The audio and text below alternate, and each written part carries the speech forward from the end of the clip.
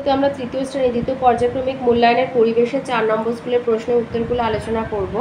একের ক হবে আদিম মানুষ পোশাক পরত পশু চামড়ার গাছের ছাল দিয়ে। খ পাকা বাড়ি তৈরি করেন কে তৈরি করেন? রাজমিস্ত্রি।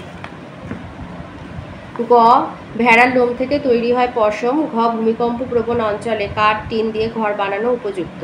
2 শূন্যস্থান পূরণ করো। ক কলকাতার সব পোস্ট অফিসের নম্বর 700 দিয়ে শুরু হয়।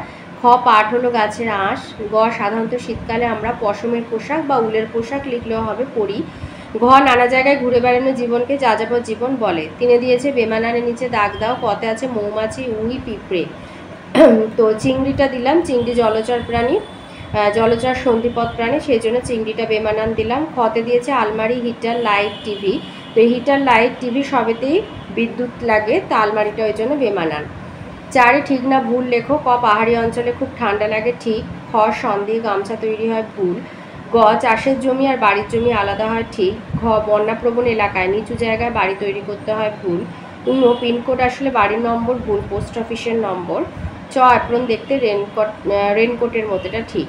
5 আছে স্তম্ভ মেলানো, চিঠি হবে পিয়ন, কার্পাস তুলে হবে সুতি কাপড়, শিক্ষক হবে ছাত্র পড়ান।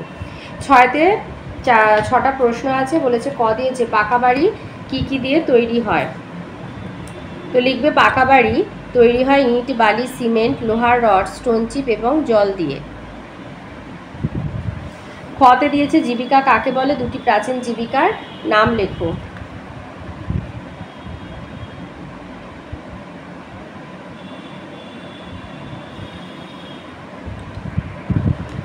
আচ্ছা, জীবিকা কাকে বলে আর দুটি প্রাচীন জীবিকার নাম। তো দুটি প্রাচীন জীবিকার নাম শিকার করা আর কুম্ভকার, মানে যারা মাটির পাত্র বানায়। জীবিকা কাকে বলে লিখবে যে আমাদের বেঁচে থাকার জন্য প্রয়োজন খাদ্য, বস্ত্র, বাসস্থান, শিক্ষা, চিকিৎসার জন্য দরকার হয় অর্থ।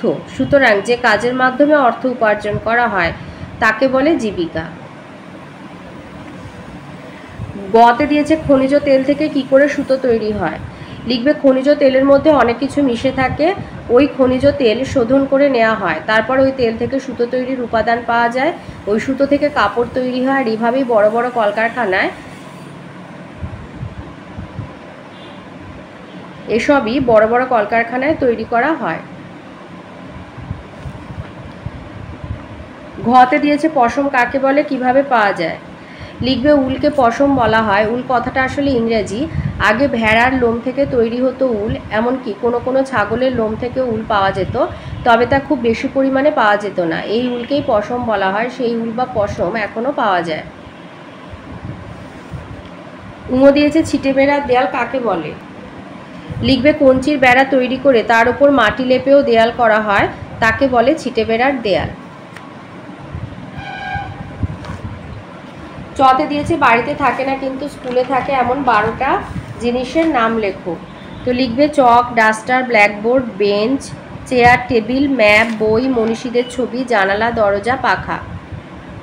তো এই ছিল আজকের আমাদের তৃতীয় শ্রেণীর দ্বিতীয় পর্যায়ক্রমিক মূল্যায়নের পরিবেশের 4 নম্বর স্কুলের প্রশ্নের উত্তরগুলো।